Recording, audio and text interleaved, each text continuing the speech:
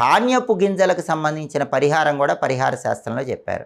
ఆ పరిహారం ఏంటంటే, ఏదైనా కష్టమైన పని మీద బయటికి వెళుతున్నారు, ఆ పని అవ్వటం కష్టం, ఆటంకాలు వస్తాయి అనుకున్నప్పుడు 7 ధాన్యం గింజలు అంటే 7 వడ్ల గింజలు కానీ 7 బియ్యం గింజలు కానీ తీసుకొని గుమ్మం బయట మెయిన్ ఎంట్రన్స్ బయట ఎడం వైపు ఉంచి, ఆ తర్వాత వెళుతూ మీరు బయటికి వెళ్ళినప్పుడు వచ్చే మొట్టమొదటి ఆలయం ఏదైతే ఉంటుందో ఆ టెంపుల్, ఆ ఆలయంలోకి వెళ్ళి దర్శనం చేసుకొని వెళ్ళండి.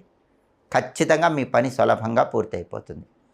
అలాగే పని మీద బయటికి వెళ్ళేటప్పుడు రాళ్ల ఉప్పు కొద్దిగా గుమ్మం ముందు చల్లి మీరు వెళితే చాలా మంచిది.